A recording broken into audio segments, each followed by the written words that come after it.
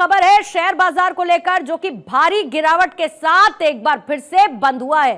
Sensex में करीब 1214 अंकों की गिरावट दर्ज की गई है और निफ्टी में करीब 376 अंकों की गिरावट दर्ज की गई है।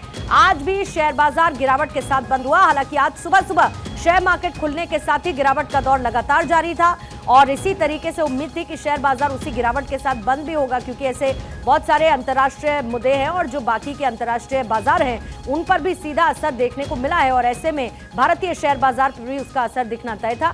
गिरावट के साथ बंद हुआ। आकाश जिंदल जी, मार्केट एक्सपर्ट इस वक्त हमारे साथ जुड़ चुके हैं। आकाश जिंदल जी, लगातार गिरता हुआ बाजार निवेशकों के लिए जाहिर है कि अच्छी खबर तो नहीं लेकर आता है, लेकिन फैक्टर्स क्या रहे कि आज शेयर बाजार एक बार फिर से गिरावट के साथ बंद हुआ? देखिए, एज एन इकोनॉमिस्ट मेरा मानना है कि ग्लोबल इकोनॉमी से जो खबरें हैं वो अच्छी नहीं आ रही। ग्लोबल इकोनॉमी के हालात देखें तो अच्छे नहीं है। अमेरिका में अब भय ये है कि डोनाल्ड ट्रंप साहब जब ज्वाइन करेंगे 20 जनवरी को, तो क्या टैरिफ वॉर शुरू हो जाएगी, और अगर टैरिफ वॉर शुरू होती है तो वो यूएस की इकोनॉमी के लिए भी नुकसानदेह हो सकती है, क्योंकि वहां इन्फ्लेशन बढ़ जाएगी। अब ब्रिटेन की बात करें, ब्रिटेन जो एक समय पे जो है हिंदुस्तान से बड़ी इकोनॉमी थी, आज हालात क्या है ब्रिटेन में?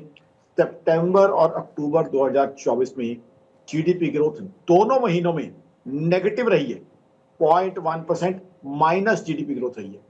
अब ब्रिटेन में तो ये भय आ रहा है कहीं स्टैगफ्लेशन ना हो जाए। स्टैगफ्लेशन दर्शकों को एक्सप्लेन कर दूं, वो सिचुएशन होती है एक तरफ स्टैग्नेशन यानी इकोनॉमी की ग्रोथ ना होना और दूसरी तरफ इन्फ्लेशन बढ़ जाना, और वो वहां के आम आदमी के लिए बहुत घातक हो सकती है, क्योंकि एक तरफ तो आपकी कमाई नहीं बढ़ रही, काम धंधे बिजनेस से आपको कमाई नहीं आ रही, दूसरी तरफ महंगाई आपका जीना दुश्वार कर रही है, तो वो हालात हो सकते हैं। तो आप देखिए अमेरिका जैसी इकोनॉमी, यूरोप की इकोनॉमीज के अंदर किस तरह के भय, इस तरह के हालात और जियोपॉलिटिकल हालात आज किससे छुपे नहीं है।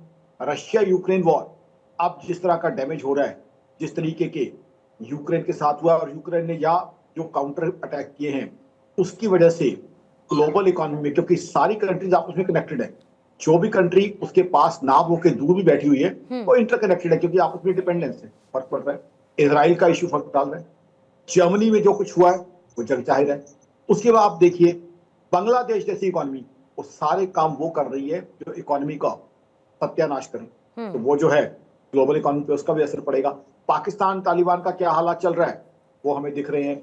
साथ ही साथ जो नई डेवलपमेंट हुई है चाइना ताइवान को लेके, फिर आक्रामक जो है बातें कहीं ना कहीं हो रही है, तो कहीं ना कहीं ग्लोबल इकोनॉमी के हालात इस समय हिंदुस्तान की इकोनॉमी सही है। कुंभ मेला आ रहा है जिसके अंदर बहुत अच्छी जीडीपी ग्रोथ, बहुत अच्छा जीएसटी कलेक्शन आने की संभावना है, लेकिन ग्लोबल इकोनॉमी का क्या करें? ग्लोबल इकोनॉमी की अगर दिक्कतें हैं, ग्लोबल इकोनॉमी के गिरते स्तर का जो रिजल्ट है, एज अ रिजल्ट भारतीय शेयर बाजार में भी भारी गिरावट आज देखने को मिली है। Thank you so much Akash Jindal ji join in करने के लिए और आज के शेयर मार्केट पर अपडेट देने के लिए।